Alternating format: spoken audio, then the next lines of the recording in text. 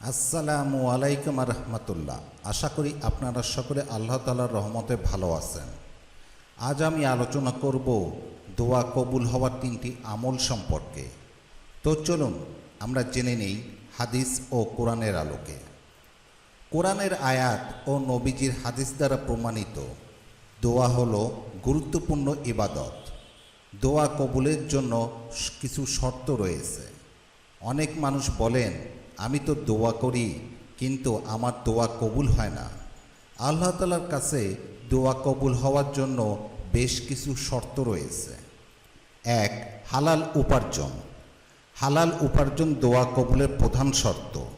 হযরত আবু হুরায়রা রাদিয়াল্লাহু আনহু থেকে বর্ণিত দীর্ঘ এক হাদিসে রাসূলুল্লাহ সাল্লাল্লাহু আলাইহি ওয়াসাল্লাম বলেন, দীর্ঘ সফরে ক্লান্তিতে যার মাথার চুল বিক্ষিপ্ত, অবিন্যস্ত ও পুরো শরীর ধুলোমলিন, সে আকাশের দিকে হাত প্রশস্ত করে বলে, হে আমার প্রভু, হে আমার প্রতিপালক, অথচ তার খাদ্য ও পানীয় হারাম, তার পোশাক হারাম, তার জীবন জীবিকাও হারাম।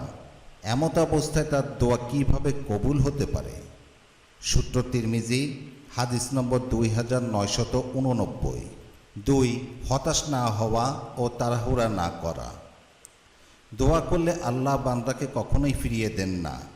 হযরত আবু হুরায়রা রাদিয়াল্লাহু আনহু বর্ণনা করেছেন, নবীজি সাল্লাল্লাহু আলাইহি ওয়াসাল্লাম বলেন, তোমাদের প্রত্যেক ব্যক্তির দোয়া কবুল হয়ে থাকে যদি সে তাড়াহুড়া না করে আর বলে যে আমি দোয়া করলাম কিন্তু আমার দোয়া তো কবুল হলো না।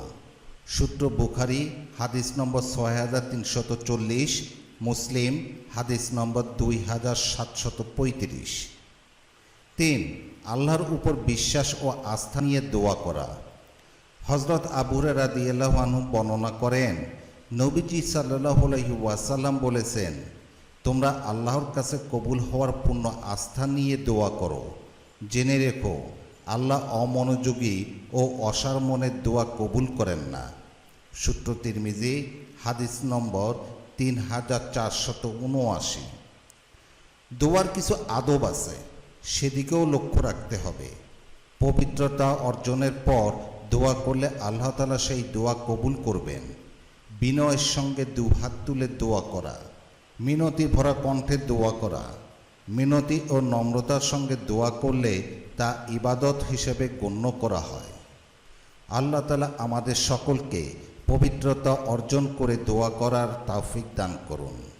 মনে আস্থা রেখে, বিশ্বাস রেখে দোয়া কবুল হবে, এই আস্থা রেখেই দোয়া করার তৌফিক দান করুন।